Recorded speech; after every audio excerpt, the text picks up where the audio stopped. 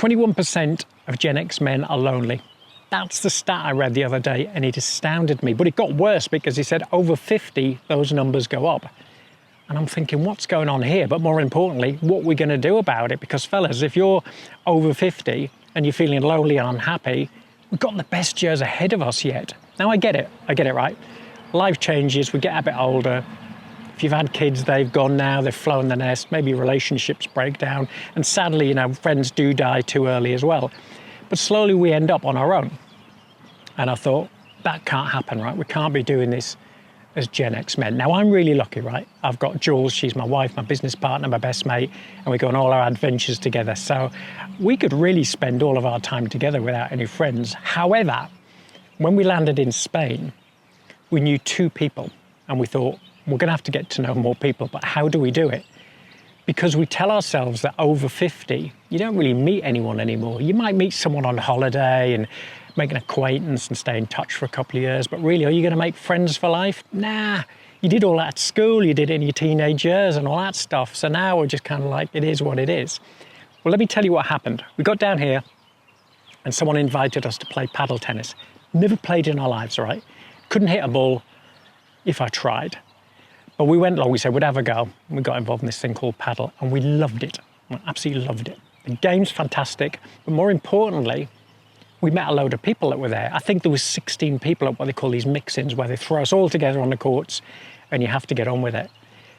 And we got to know each other over coffee afterwards. We talked about paddle, about how long they've been playing, tennis players, what they're doing down here in Spain. And that was the common connection. It wasn't about making friends. It was about finding something that brought us together.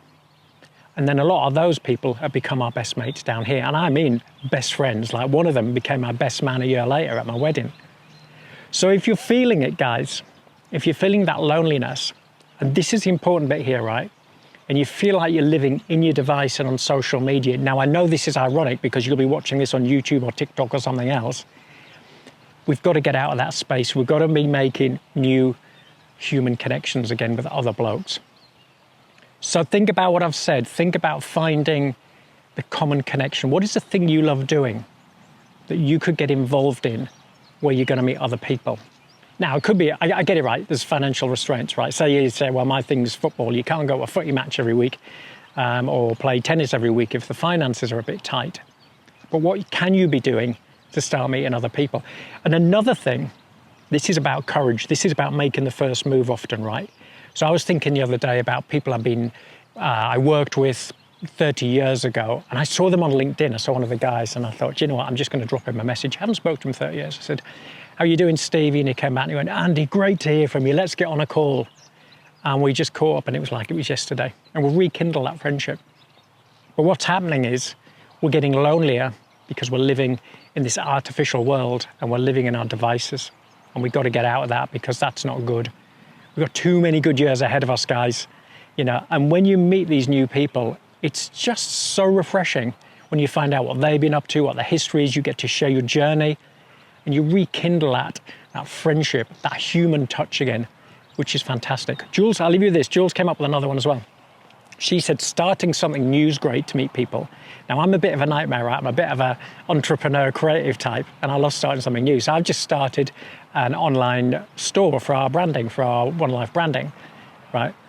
And what I'm doing, because I'm doing that, I'm meeting people who've been in that space longer. I'm having conversation with them, finding out why they did it. You know, there's people living all over the world doing this stuff. And it's that common thread again. It's giving me something to talk about. And a lot of these people have probably become best mates as well. They're already talking about flying down to Spain to visit us. So it's doing something new can really fire that spark as well. But really, get out of your own space for a while, step back and think, what is it I could do? What could I get involved in? And go from there. And if you've got any ideas, put them down in the comments because it might help other fellas who are feeling lonely and sad as well. It's all about sharing the journey, guys, and I'll put some ideas in there as well. I'll follow up on this. And yeah, it's a big world out here, guys. You know, we're not finished at 50. Far from it. We're only just getting started. So let's get out there and meet some more Gen X blokes. And let's start being, you know, not unhappy, not lonely. Let's start living again, yeah?